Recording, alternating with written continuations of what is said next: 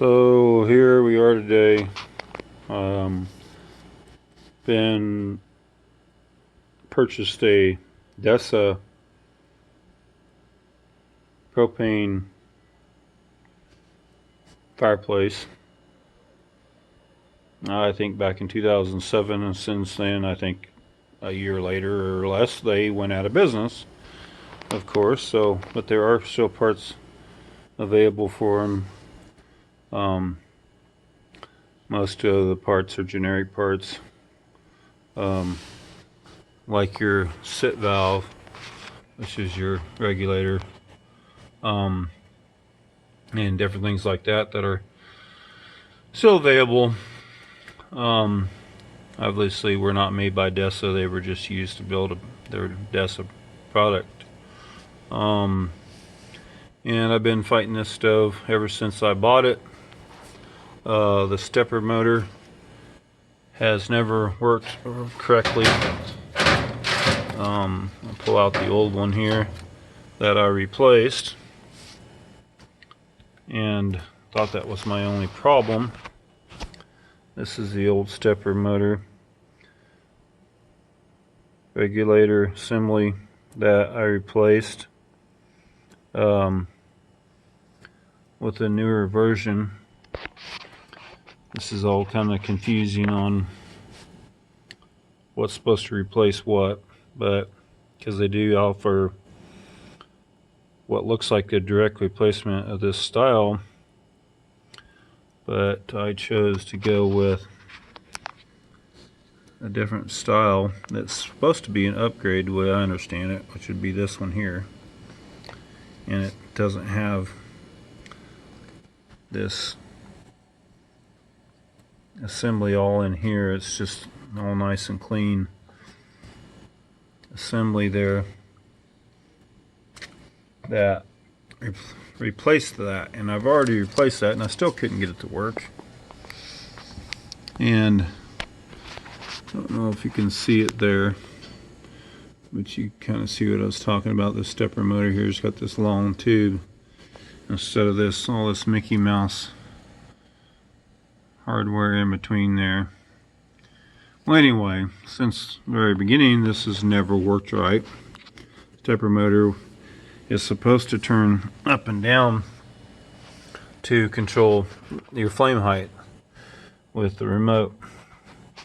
Right now I've got it set on low with no temperature. I don't have the smart feature turned on right now because I want to keep it running. And I've got it turned on low. As you can see by this dash mark, it's on the very lowest setting, and you can adjust it by turning up one increment at a time your flame height, and your flame height grows, and that's about medium there. And I'm going to turn it back down to 1. A really neat system that works great if the stepper motor works great, but it never has worked great, and I've always had to kind of tap on it with the pliers to get the stepper motor to turn down to put the flame on low so you could actually enjoy the flame, because it gets so hot when it's on high you can't hardly stand around it for very long. So I like to run it on low and turn the ceiling fan on to circulate it through the house. We do not have a fan assembly on this, which is probably a good thing because it already about runs you out of house and home with it just on low, and creates its own electricity for operating the unit via the thermopile system or generator, which, for example, I've got an Ace one here that I'm going to replace the one that I've got because it's not, as we'll see, not putting out enough voltage to actually run it sufficiently. Learning as I go here by watching other people's videos and different things, and just trying to show my own video to maybe help out the guy that's like me struggling to understand how this system works. And I've learned a lot. Not saying I know it all, but and I've learned most of it through watching other people's videos, so I'm not going to take all the credit for this, but hopefully fill in some gaps for people that are working on their own stove. And first and foremost is use a decent multimeter that actually shows millivolts. I have a Klein Tools one that I have been using and found out that it does not show millivolts, and it's been half my battle. It's just a cheaper version that I bought for my home. This is the one that I used in my business. The Fluke multimeter is a lot more money. It does read on millivolts. It's infinite voltage.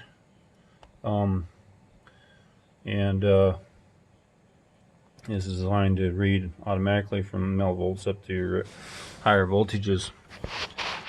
And this is a DC system.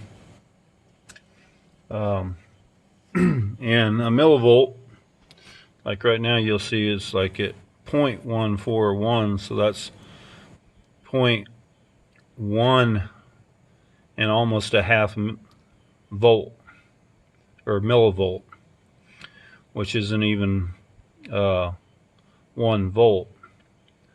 It would have to say 1.000 to be 1 volt. So very low voltage that it requires to run this system. And as we said before, and I've got my remote receiver unhooked or dismounted from, it usually sets up in here, but I got it dismounted so that I can reach in behind and I could test my valve,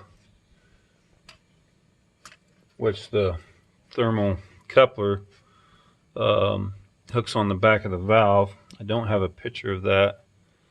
I've seen it in other videos with the valve actually out of the system. There's a little blue, usually blue wire that runs around the back, which you can probably see it here.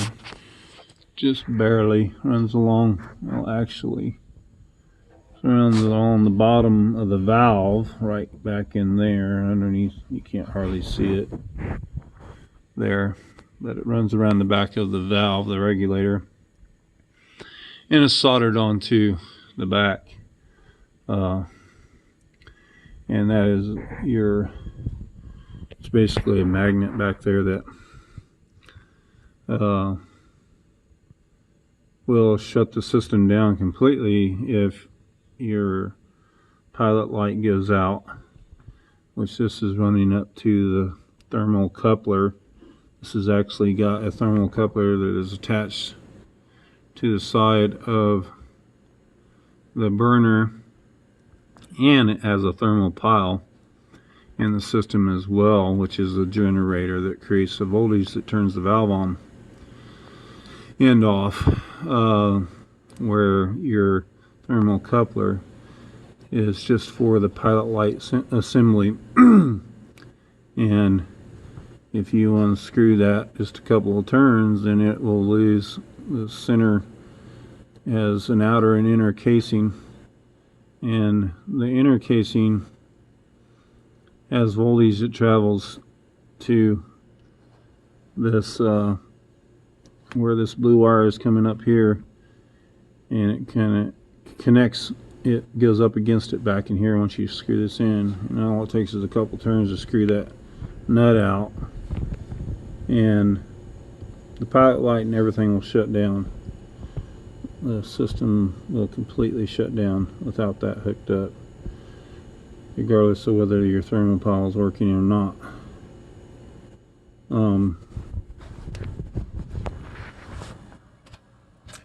It's a safety feature that keeps the system from allowing gas to escape in the house when there's no fire, when it's not lit. So it's all part of the safety features of the unit. And as I said before, I replaced that thermal or the stepper valve, originally, because I knew I needed it no matter what, because the original one never did work right ever since we got the unit, and through the years I've just put off getting it. Well, last year it quit completely, and I thought it was something I was doing because I was kind of tapping on this motor to get it to turn down. Otherwise it was on a high all the time.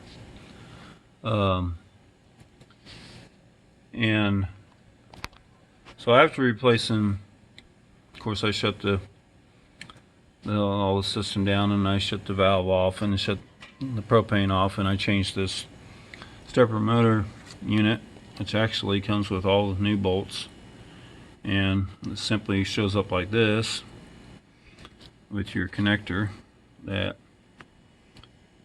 connects right into the wiring harness right here to replace your old one. And purchased that product online, which this was the installation instructions for that. I don't remember exactly where I purchased that now, but anyway, I put that on, and my stove still would not work. Pilot light worked fine, and I found out that parts for these can be very expensive. I think the stepper motor assembly was $30, $30 to $40, and then I think I was able to get free freight on that because it was over like $35.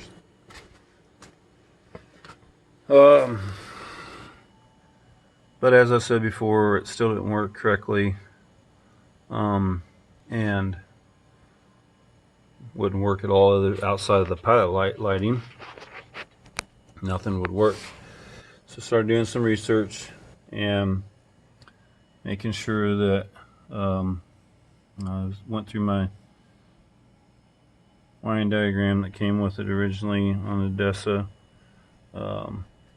and was trying to troubleshoot this system, and thought it possibly could be in this remote receiver, which right now I've got it in remote position, or you can put it just all the way to on, and it's just on high. It's either off or on, or you can shut it off and it will shut the flame off completely, and it will not come on unless you either turn it on remote or on position.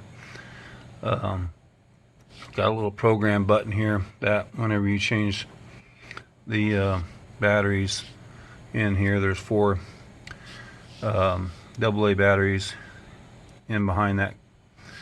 This is just kind of a switch assembly. You can actually mount these on the wall too, but this just happened to come mounted inside the system, and the remote doesn't even have to be facing it to be able to make that work. So really there's no need to put it in the wall or anywhere else for that matter.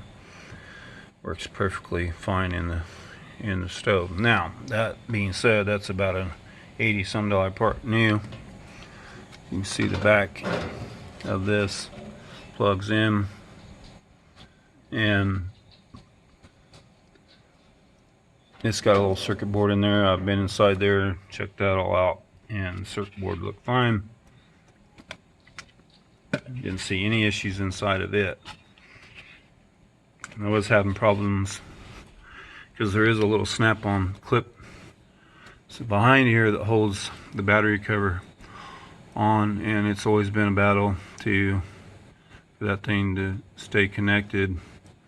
I do a little modifying on it as the cheap clips broke off, and you can buy a new door for it for $8, which if I would have known it was available when I ordered the valve, I would have probably ordered that too. They didn't know that at the time. So anyway, I used some good old Gorilla tape to hold it in place after putting the batteries in, and then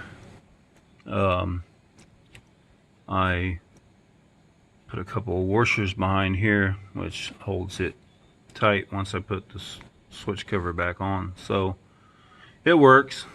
And next time I need to change batteries, I'll probably order a nameplate for it. But for the time being, Gorilla Tape, man's best friend. So